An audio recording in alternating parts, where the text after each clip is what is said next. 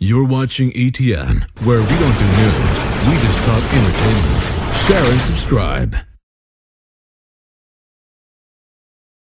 Hey guys, this is Entertainment Talk Nation. I'm your host Rob, and this video is your weekly entertainment wrap-up.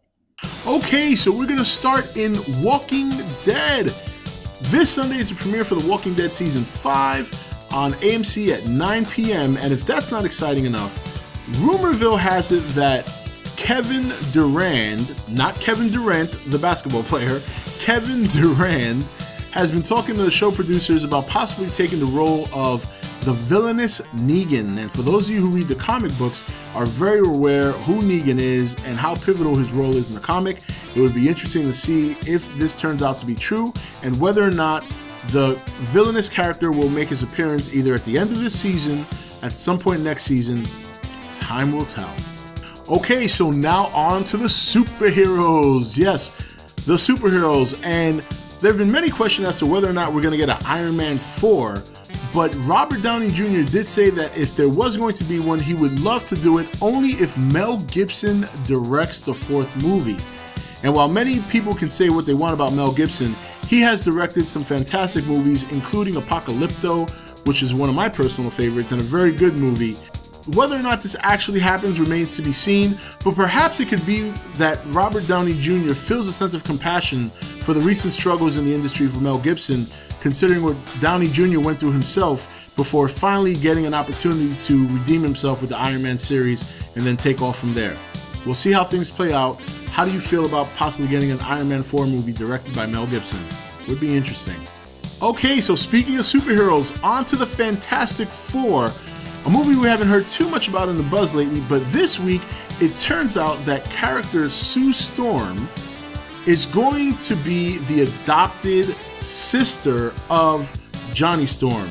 And while this is not 100% confirmed yet, a lot of people threw their arms up in the air when Johnny Storm was confirmed to be played by an African American. Many people questioned as to how they would play that into the role of him being a sibling of Sue Storm.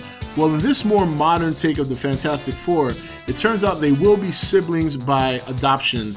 And instead of Johnny Storm being adopted into a Caucasian family, Sue Storm will be adopted into a African American family. So this is how they're going to link the two characters together. One way or another, it works fine. Interracial siblings are all over the country, whether it's natural or adopted. It should be no surprise to anyone. Okay, so now in Avengers Age of Ultron, Jeremy Renner recently had an interview with Yahoo Movies, and in the interview stated that in this movie, the Avengers will be together a lot more than they were in the first movie, not only in cape, but also in regular civilian clothes, hanging out. He also mentioned, when asked if there would ever be a Guardians of the Galaxy and Avengers crossover, he said he's not sure, but it would be cool. He's completely on board with it. He also mentioned that the Hulk has a very pivotal role in the movie, as well as himself as Hawkeye.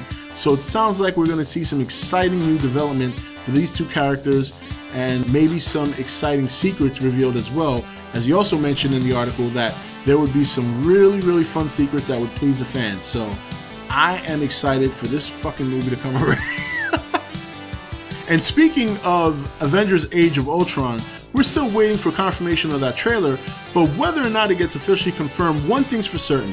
Guardians of the Galaxy director James Gunn confirmed that in the Guardians of the Galaxy Blu Ray DVD, which is released December 9th of this year, we would see some preview footage for the new Avengers Age of Ultron movie. While this is not considered an actual trailer, it'll be nice to finally see some footage. Chances are it will be the footage that was shown at Comic-Con, and probably tells us that we won't be getting an Avengers trailer till after next year, or after this year, excuse me. So I would be probably willing to bet that we'll get the Avengers trailer either sometime during the Super Bowl, if not shortly thereafter. But it doesn't mean we have to wait too much longer. If you're gonna get that Guardians of the Galaxy Blu Ray, at least there we'll get a taste of things to come for next year's epic superhero movie. Okay, so on to X-Men, and the Xmen Apocalypse movie that is slated to come out in 2016 has, rumor is that the reveal for the plot is supposed to center once again around Mystique, but also This is supposed to be the end of a trilogy which started with X-Men First Class, and that while they're not completely abandoning the X-Men story, characters like Magneto, Professor X, Mystique, and Beast are not in the future plans for upcoming mutant movies. There is also a rumor that X-Force and Alpha Flight might be on the targets for Fox to make movies and series out of, and perhaps take some of the X-Men characters and explore singular movies, as is with Deadpool coming out and the rumor of a Gambit movie. So let's see how things play out for Fox and their plans.